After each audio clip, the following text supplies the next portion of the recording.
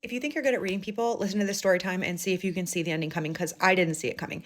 This story was submitted to me by a girl named Alex for Spooky Scary Storytime, and I will say it doesn't deal with the paranormal, but it's one of the more disturbing stories that I've gotten. Alex's name has been changed also because she said that she wanted to be anonymous because she's still healing from the whole ordeal. This story starts with Alex being 6 weeks postpartum. She has a 6-week-old son and she is fresh out of a 4-year relationship. She needs a job, so she gets a job at a local gas station. This gas station's in the small town where she lives, so she starts seeing the same people every day, the gas station regulars. I go to the same gas station every day. I know the guy that works there. I get it. Alex is deep in postpartum depression mode. She has also just ended this relationship, so she's not in a good place mentally.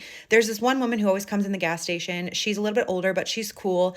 Alex knows that she had just recently been released from jail for smug charges, but she was really nice. And Alex said she's not one to judge. This woman's always checking on her. We're just going to call this lady Donna. Donna's always checking on her. She's like, how are you doing, baby? Are you doing any better today? She's like, you know what would make you feel better? You need to get out of the house. Donna invites her over to her house. She's like, I know that I've had troubles in the past. You know about them, but I'm clean now. She also had a preteen boy and a preteen girl, but her ex-husband had full custody. Alex is like, you know what? I need a friend. And she really does appreciate Donna's niceness, so she befriends her. Alex often brings her infant son over to Donna's house. It's not weird. One day, Alex is at work. Donna comes in and she basically tells her that her preteen daughter, who lives with her ex, tried to unalive herself, and she's completely distraught over this. Alex feels so bad for her. She's like, oh my God, like, you were there for me. I'm going to be there for you, like, whatever you need. And Donna's like, well, actually, she loves babies. Why don't you let me take the baby over to see her in the hospital? And Alex wasn't really comfortable with Donna just taking her son. So she's like, you know what? Tomorrow when I'm off, we'll all go to the hospital and see your daughter. Donna doesn't really push it. Alex is like, yeah, honestly, like, the only person that I really feel comfortable around my kids alone is my mom, because she had her son and then she had a 3-year-old daughter.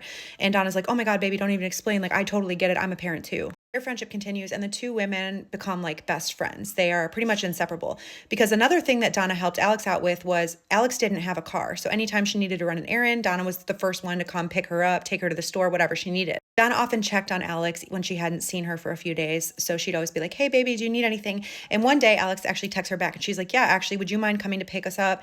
And we'll go to Walmart because I need to get baby formula. I was like, no problem, baby. I'll be there in an hour. She pulls up. Alex loads her kids in the car. They go to Walmart. It was early November. It was raining out. So when they get there, Alex decides she's just going to run in and grab the formula instead of like unpacking the kids and taking them out in the rain. She said she was in the store for like 10-15 minutes. She comes back out to the car and her daughter is in the back seat going on about how they met Donna's friend. Donna's like, oh yeah, I saw my friend Wendy. She was parked like a little ways. She saw us in the car. She came over to say hi. So Alex doesn't really think anything of it because she said it was a small town and a lot of people knew each other. Alex also said Donna's car was a burgundy Charger and it was like the only one in the town. So if you saw that car, you knew Donna was inside. Time goes by. The two women are still really close friends. One day, Donna comes into Alex's work and she's like, oh my God, baby, I got you a present. And Alex is like, what'd you get me?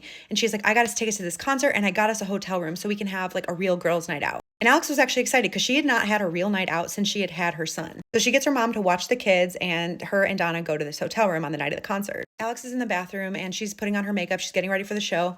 Donna comes in the bathroom and she's like, hey, my baby daddy's going to come over and he's going to talk to me about our son. And this like threw Alex off because she's like, what do you mean your baby daddy's coming by the hotel? Like, I know your ex-husband. And she's like, no, it's not my ex-husband.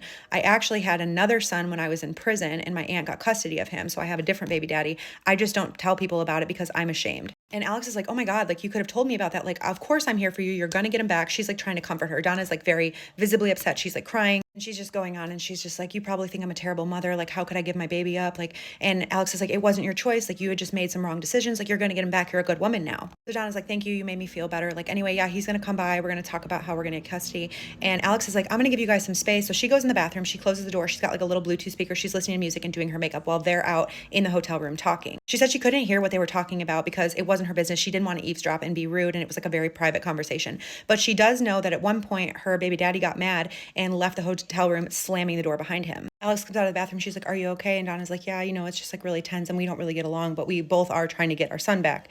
So they go to the concert. They have a good time, as good of a time as they can have considering the circumstances. A few days later, Alex and her kids are over at Donna's house when her 3-year-old daughter starts getting fidgety. It's getting close to bedtime and she says she wants to go to grandma's house. So she calls her mom. She's like, hey, can you watch her if I come back out tonight? Her mom's like, yeah, no problem. So Alex asks Donna if she can borrow her car to go take her daughter to her mom's. Donna's like, oh yeah, go ahead. Like, that's totally fine. Like, if you want, you can leave the baby with me. I'll keep an eye on him while you run your daughter over there. And Alex is just like, no, it's okay. Like, I'll just take the baby, because she's still, even though she was like best friends with Donna, did not trust Donna to watch her son alone. And I get it. Like, I don't leave my son with anybody besides like my parents or my sister or my husband. I I don't mean it as any offense to my friends. It's just like a cautious mom thing. Like in today's world, you just never know. So Alex borrows Donna's car. She takes her kids over to her mom's. She leaves her baby in the car seat. Her daughter's asleep when they get over there. And so she like picks up her daughter. She takes her, she puts her into bed with her mom. She comes back out to the car. When she's getting back in the car, she notices headlights parked about 100 feet down the street. As she's starting her car up, somebody opens up the rear passenger seat on the side where her son's car seat is. She thinks it's like her brother or somebody that lives on the street, somebody that knows her. So she turns around and looks and she sees a man that she absolutely doesn't recognize. She screams and the man grabs the car seat like he's going to take the baby, but the car seat was like latched into the car, so he couldn't pull it out. So she grabs the other side of it and she's like, they're tug of warring this baby. She's screaming at him. She's like, what the F are you doing? He's like, I'm here to get my son. She's like completely confused. She's like, what do you mean your son? He's mine. I just had him. He's like, he's not your son. He's my son. You stole him from me. And she's like, what are you talking about? Like, he's my son. She's trying to show him photos on her phone of like her in the hospital with him. She's flustered. She drops her phone in between the seat and the middle console. So finally, she just pulls up her shirt and she shows him the C-section scar. After she comes around the car, shows him her scar, he takes his hands off the car seat, looks her dead in the eye and says, I was gonna unalive you tonight. He slams her car door, gets back in his car, and pulls off. She's struggling to find her phone. Finally, she finds it. She calls 911. She's on the phone with 911 telling them what happened, and she gets in her car and she starts following him. He pulls into an apartment complex. The 911 dispatcher says, don't follow him. He could be armed and dangerous. So she goes across the street. She pulls into another parking lot and waits for the police. They get there. She's trying to explain what happened. They're like, did you take anything tonight? Have you been drinking? And she's like, no. She said she didn't do drugs at this point in her life. She had not been drinking since she had her son. Like, she was completely sober. But she said for some reason, she just felt like they weren't taking her seriously. So they go over to the apartment complex. They try to find him. They come back and they're like, we can't find anything. She says the way that they were talking to her made her feel like they thought she was fabricating the entire story. But one of the detectives hands her his card and says, let me know if you think of anything else. She tries calling her mom. Her mom's probably already asleep. So she just goes back to Donna's house and she tells Donna everything that happened and they cry together. Donna is like, I cannot believe that happened. That is so scary. Hugs her, comforts her, calms her down. Over the next few weeks, Donna grew a little bit distant, and Alex eventually found out that she was using schmugs again. Alex said she was absolutely not interested in having somebody in her life who was using these substances, so she started distancing herself. Donna would still try to check up on Alex, but Alex just didn't really respond to her or spend any time with her anymore. She said she absolutely wasn't judging her. It was her friend. She loved her, but she just didn't want that around her or her kids, and I get that too.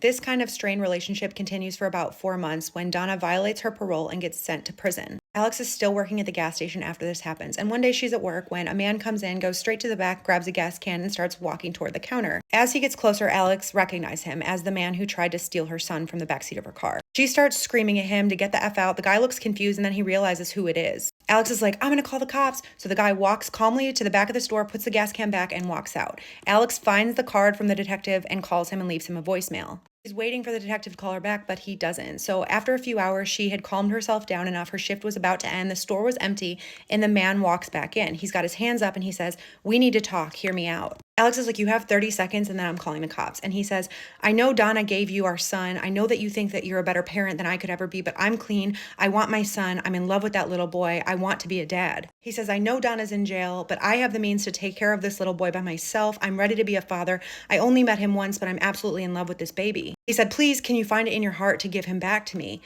And Alex is like, what are you talking about? There's a little bit of back and forth. The man reveals to Alex that he had only met his son once in a Walmart parking lot. He pulls out his phone. He starts showing photos to Alex of his son, which is her son. All of the photos that Donna had sent this man were of Alex's baby. He said the night that he had followed her, he had seen her driving Donna's car, and that's how he knew that the baby was in the car. He tells Alex he's been sending Donna money for months to support this child. And at this point, Alex realizes that Donna had never had a baby in jail. Like, she was playing this man. Once this realization hits the man, he becomes like distraught. He's heartbroken, and he apologizes profusely. The baby was never real, and he thought he was a father this whole time, but he wasn't. After this happens, she calls the detective back and leaves him this long, detailed message, but he never called her back then either. Alex said it's been 6 years since that happened, and she has not seen or heard from Donna since. Luckily, her son is happy and healthy. He's thriving, but Alex said she still struggles to trust people, rightfully so. She did send me a photo of her son when he was a baby. He is very cute, but she ended her email with saying, mothers, trust your gut. Did you see the ending coming? Because I definitely didn't. Keep sending me your spooky, scary stories. I'll keep adding them to this playlist.